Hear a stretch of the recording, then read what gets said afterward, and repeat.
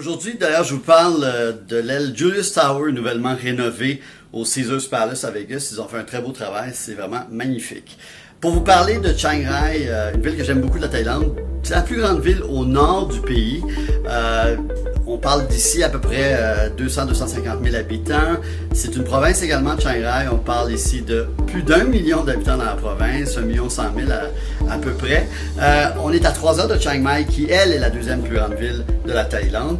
Vraiment, on a l'impression d'être vraiment au nord, près du Triangle d'Or. C'est une autre expérience que la Thaïlande du Sud, les plages ou évidemment Bangkok. C'est une ville de temples aussi, comme Chiang Mai, beaucoup de très très beaux temples. Et ce que j'aime de la religion bouddhiste, c'est très facile d'accès, c'est facile de parler aux moines, c'est facile de passer un moment de la journée. C'est très accueillant, c'est très tolérant comme on sait. Donc c'est une belle façon de découvrir un peu plus la culture bouddhiste. Et il faut absolument aller au temple Wat Rong Kun. Wat Rong Kun, Wat qui veut dire temple. Le temple blanc, le fameux White Temple, on est à peu près à 15 minutes au sud du centre de la ville. Œuvre d'un artiste thaï en 1997 qui a fait ce truc vraiment étonnant qui détonne du décor et du temple traditionnel bouddhiste à voir le temple blanc.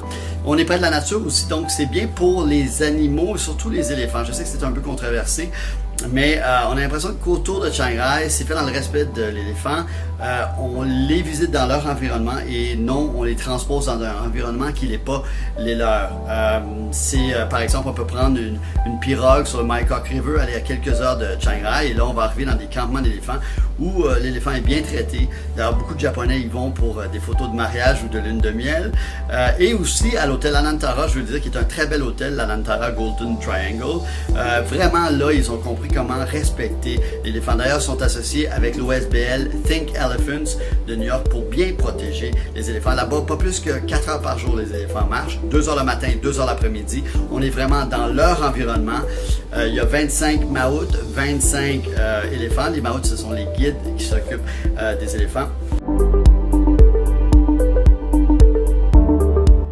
Aussi, quand vous revenez en ville, chose qui est bien, c'est que c'est en train de changer Chiang Rai. C'est moins branché que sa grande sœur Chiang Mai, mais il commence à avoir des petits restaurants vraiment le fun dans le cœur de la ville, près du fameux Clock Tower.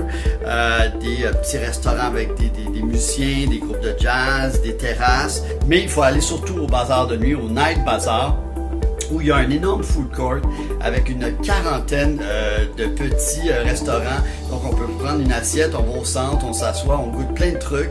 La nourriture du Nord est différente de la nourriture du Sud. On a moins de fruits de mer, moins de poissons. On est plus dans la volaille, la viande, les currys, des trucs comme ça. Donc c'est vraiment une belle expérience. Et aussi, évidemment, autour, il y a l'inévitable marché où on vend des artefacts de Thaï. Donc en général, une très belle région, une très belle découverte. Chiang Rai, au nord de la Thaïlande.